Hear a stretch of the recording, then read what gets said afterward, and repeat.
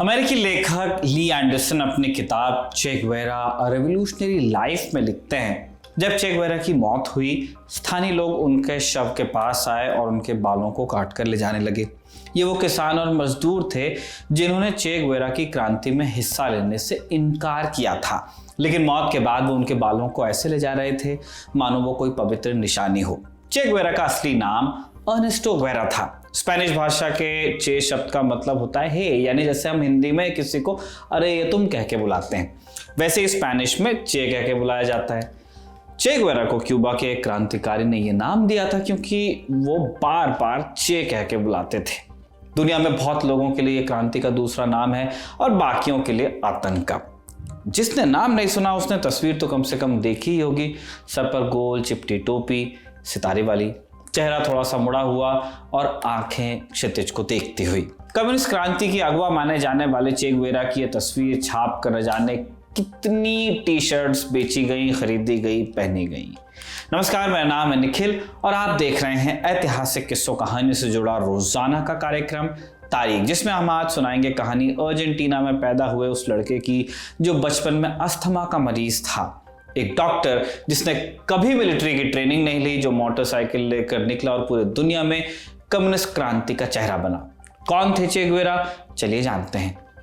चे गुवेरा की जन्मभूमि थी अर्जेंटीना, लेकिन हम शुरू करेंगे उनकी कर्म भूमि से, यानी कि सेंट्रल अमेरिका में बसा एक बहुत छोटा सा देश रिपब्लिक ऑफ ग्वाटेमाला। अमेरिका के पड़ोसी मेक्सिको के बेहद नजदीक बसा ये देश 1954 में एक तख्ता पलट का गवाह बना।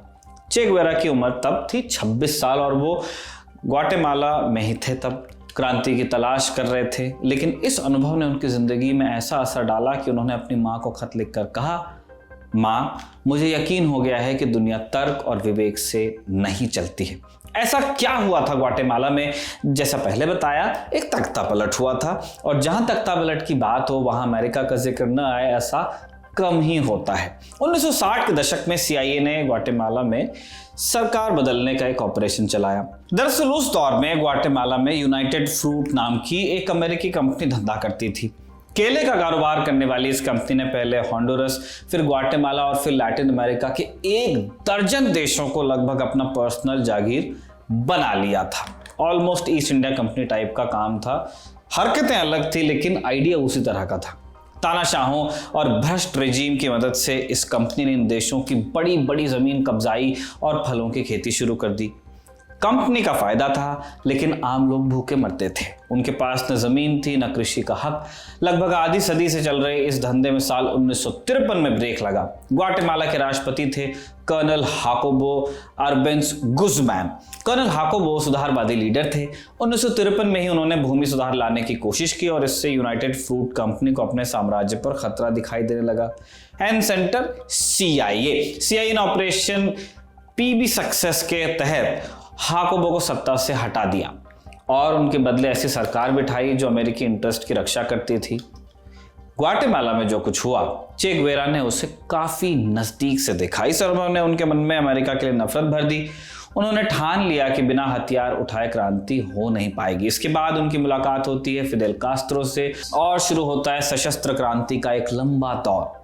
इस क्रांति के बीच चे गुवेरा के मन में कैसे पड़े ये जानने के लिए उनके बचपन का एक किस्सा सुनिए आप।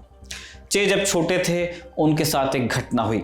जिस गली में वो रहते थे उसकी दूसरी तरफ गरीबों की एक बस्ती हुआ करती थी। बस्ती में एक शख्स रहता था जिसे लोग कुत्ते वाला आदमी कहकर बुलाते थे।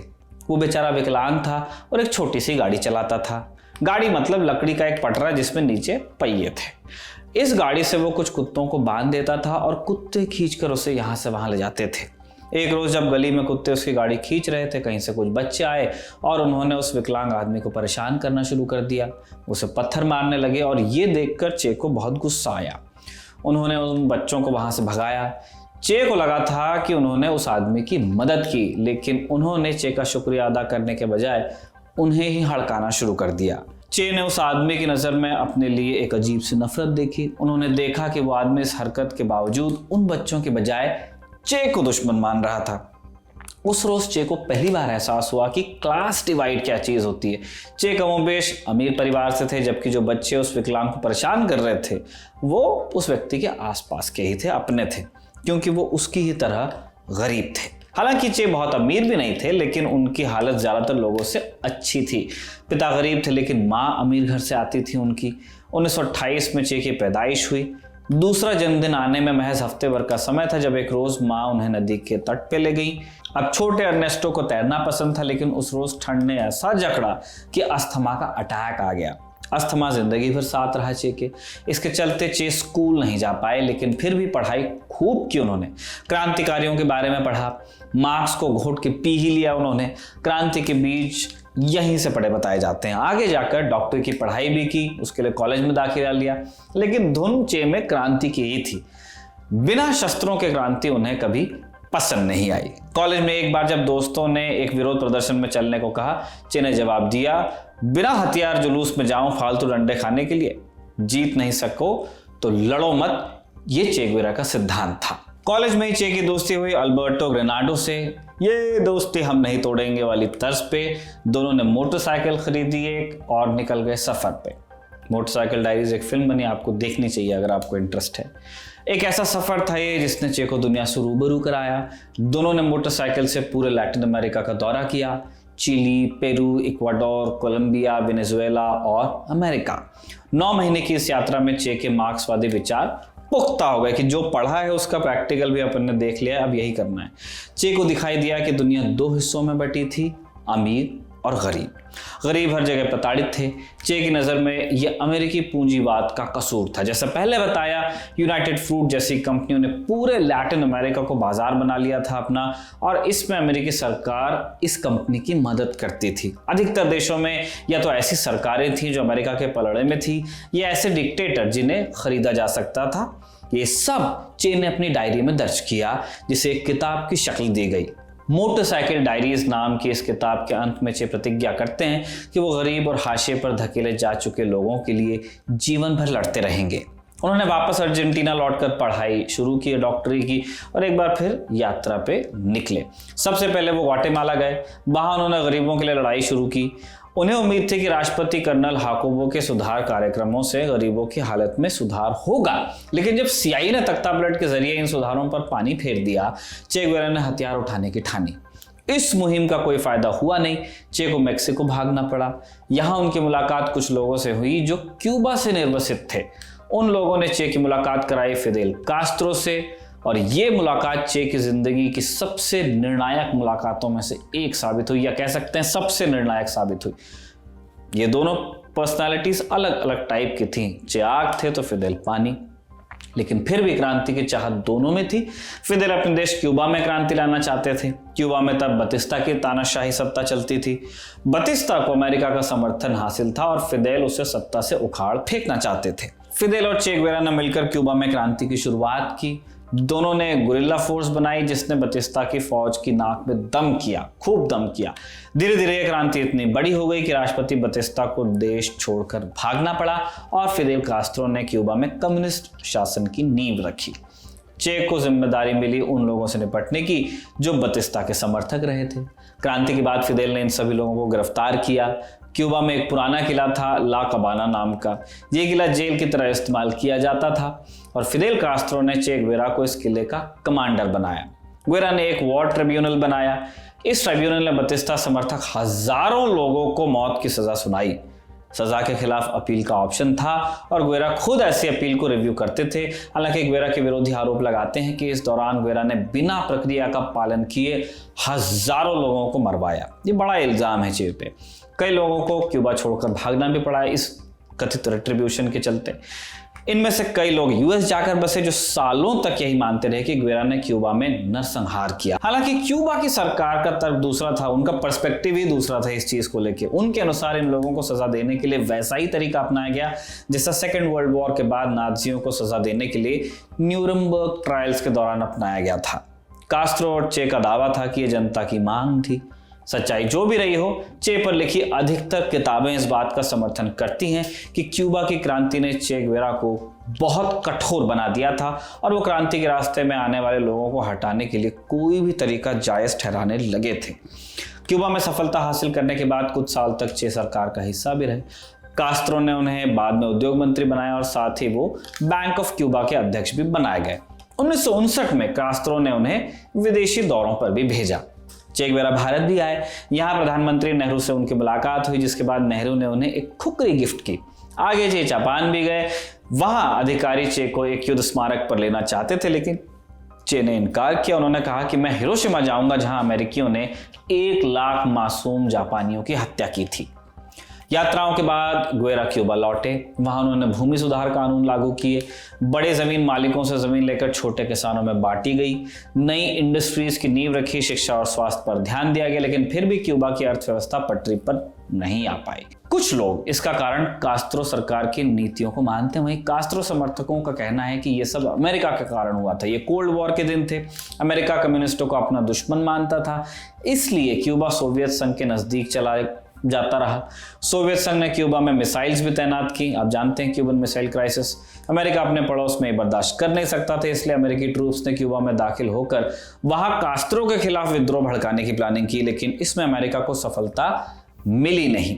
अब क्यूबा मिसाइल क्राइसिस तो कुछ महीनों में शांत हो गया, लेकिन क्यूबा हमेशा के लिए अमेरिका का कट्टर दुश्मन बन गया। क्यूबा पर तमाम आर्थिक प्रतिबंध लगा दिए गए, जिसके कारण वहां की अर्थव्यवस्था कभी तेजी से नहीं बढ़ पाई।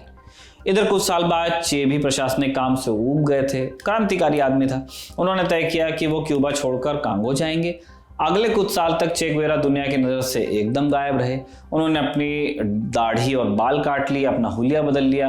ये सब CIA से बचने के तरीके थे। अमेरिका की नजर में चे गुवेरा आतंकवादी थे और वो जहां जहां गए यूएस ने कभी उनका पीछा छोड़ा नहीं। कांगो में चे के क्रांति के प्रयास सफल नहीं हुए। इसके बाद उन्होंने दक्षिण अमेरिकी देश बोलीविया का रुख किया। चे को उम्मीद थी कि अगर बोलीविया में क्रांति सफल रही तो जल्द ही वो आसपास के देशों में फैल जाएगी, लेकिन बोलीविया में चे को वैसा सपोर्ट मिला नहीं जिसकी उन्होंने उम्मीद की थी। न मजदूर वर्ग ने उनका समर्थन किया, न ही बोलीविया की कम्युनिस्ट पार्टी ने। फिर भी चे ने एक गुरिल्ला फोर्स बनाकर सेना के खिलाफ संघर्ष शुरू किया। इस बीच CIA को गुवेरा के बोलीविया में होने की खबर मिल गई। उन्होंने अपनी एक टीम बोलीविया भेजी और वहां की फौज की मदद शुरू किया। 8 अक्टूबर 1967 की तारीख थी। बोलीवियन फौज ने चे और उनके साथियों को चारों तरफ से घेरा। चे को सरेंडर करना पड़ा। जॉन ली एंडरसन की किताब के अनुसार पकड़े जाने से पहले चे की बंदूक की गोलियां खत्म हो गई थी। उनका पैर गोलियों से छलनी था। ऐसे में जब फौज उनके एकदम नजदीक पहुंच गई, चे ने चिल्लाकर कहा, गोली मत चलाना, मैं चे गुवेरा हूं, मौत से ज्यादा जिंदा रहकर तुम्हारे काम आऊंगा। चे गुवेरा को पकड़ लिया गया इसके बाद। हालांकि बोलीवियन फौज का उनको जिंदा छोड़ने का प्लान था ही नहीं। चे को पकड़ने वाली टुकड़ी के एक अफसर ने बाद में बताया कि जिस वक्त चे को पकड़ा गया उनकी हालत काफी खराब थी। वो उठे और एक फौजी से तंबाकू मांगा। तंबाकू लेकर वो उसे अपने पाइप में भरकर पीने लगे। तभी एक दूसरा अफसर आया और उसने पाइप छीनने की कोशिश की। वो उस पाइप को बतौर निशानी अपने पास रखना चाहता था। गुवेरा ने उससे एक लात मारी और दूर भगाया। अगले रोज चे को एक स्कूल में ले जाया गया। बोलीविया के राष्ट्रपति ने उनकी हत्या के आदेश दिए। अब सवाल था कि चे गुवेरा को गोली मारेगा कौन। ये जिम्मेदारी ली मारियो टेरान नाम के एक फौजी ने। टेरान की उम्र तब 27 साल थी। उसके कई साथी चे गुवेरा से लड़ते हुए मारे भी गए थे, इसलिए वो गुवेरा से भयंकर नफरत करता था। उसने शराब के कुछ घूंट पिए और गुवेरा की तरफ अपनी पिस्तौल तान दी। उसके हाथ तब कांप रहे थे। तब गुवेरा ने उससे कहा कि कायर, गोली चला तो सिर्फ एक आदमी को ही मार रहा है। चे गुवेरा को कुल 9 गोलियां मारी गई। इसके बाद उनके हाथ काटकर क्यूबा भिजवाए गए और बाकी शरीर को एक अज्ञात स्थान पर दफना दिया गया। हालांकि मौत ने गुवेरा को अमर भी किया। दुनिया भर में उनके दीवानों की एक लंबी फौज तैयार हुई जो गुवेरा को आदर्श मानती है। क्यूबा में उन्हें हीरो का दर्जा मिला, जबकि लैटिन अमेरिका के कई देशों में उन्हें संत की तरह पूजा गया। वो दुनिया भर में क्रांति का एक सिंबल बने। हालांकि जैसा पहले बताया, गुवेरा के आलोचकों की भी कमी नहीं है। क्यूबा छोड़कर अमेरिका पहुंचे लोग उन्हें क्रूर इंसान मानते हैं जो हत्या करने में लुत्फ उठाता था। चे गुवेरा के बारे में अगर एक अंतिम बात जाननी हो तो एक और आखिरी किस्सा सुनते जाइए आप। मारियो टेरान के बारे में हमने अभी आपको बताया। गुवेरा को मारने के बाद उन्होंने 30 साल तक नौकरी की और फिर रिटायर हुए। दुनिया उन्हें भूल गई थी, लेकिन फिर साल 2007 में दोबारा उनका नाम सामने आया। टेरान को बुढ़ापे में आंख की बीमारी हो गई थी। ऐसे में उनका इलाज हुआ वेनेजुएला में। दिलचस्प बात यह थी कि टेरान का इलाज क्यूबा के डॉक्टर्स ने किया। क्यूबा में हेल्थ केयर मुफ्त है और वो एक प्रोग्राम के तहत 20 से ज्यादा देशों में हेल्थ सेवाएं देता है। इन्हीं में से एक वेनेजुएला भी था। यानी मारियो टेरान के इलाज में उसी देश ने मदद की जिसके हीरो को उसने गोली मारी थी। बहरहाल इसी किस्से के साथ आज का एपिसोड यहीं पे समाप्त करते हैं। इसे कमल ने लिखा और जतिन ने रिकॉर्ड किया। आप देखते रहिए दी ललन टॉक।